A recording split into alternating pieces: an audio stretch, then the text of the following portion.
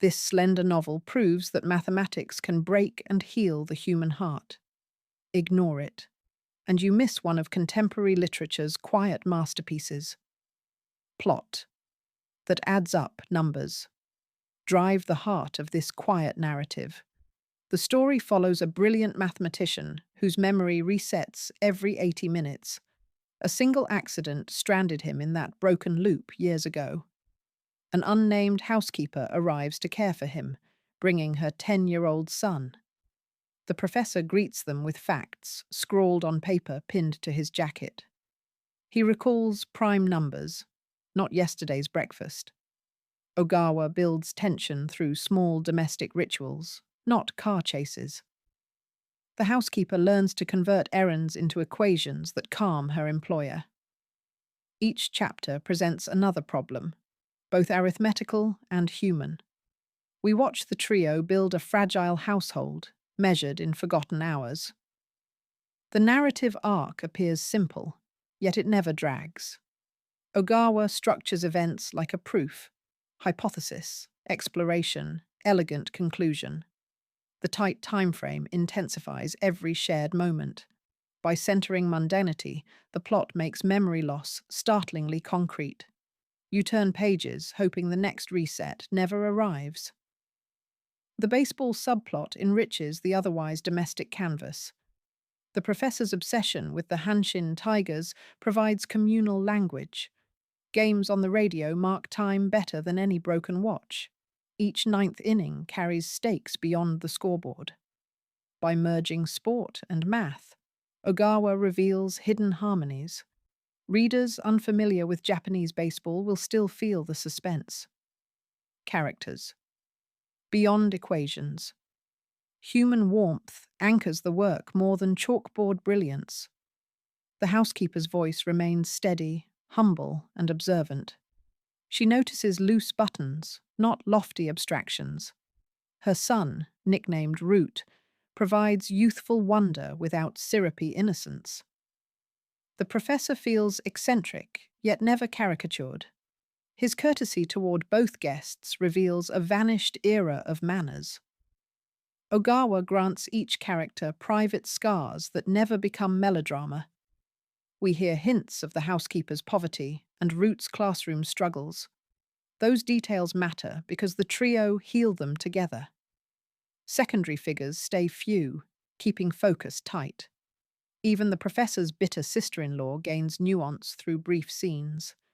Dialogue rings concise, reflecting Japanese politeness along with suppressed desire.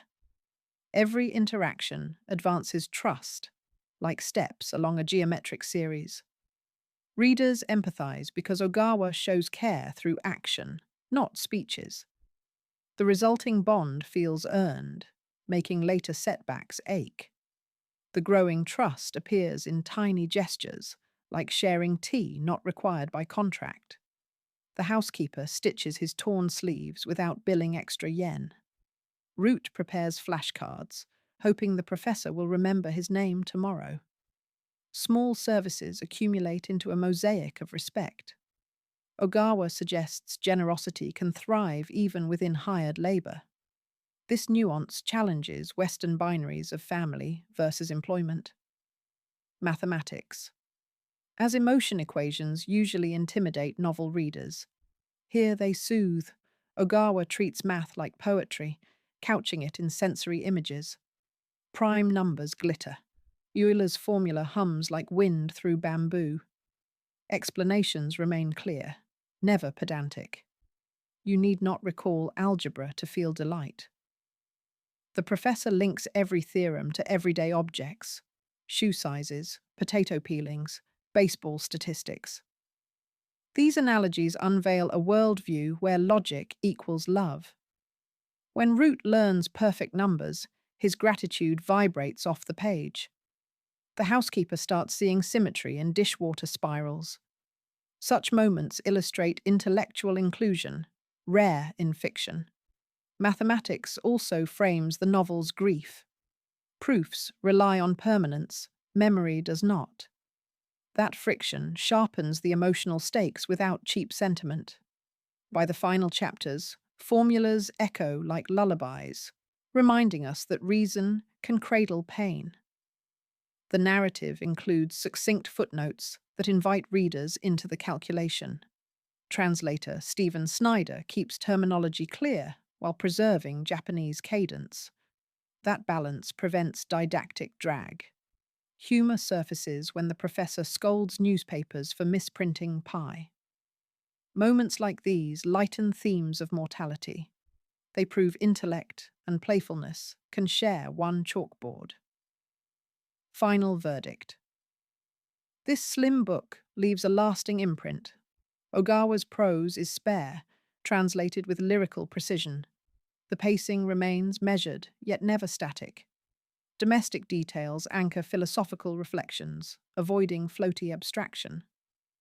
Themes of memory, caregiving, and intellectual curiosity interlace seamlessly. The novel celebrates intergenerational friendship without ignoring power imbalances. It also critiques societal neglect of the elderly. Minor quibbles exist.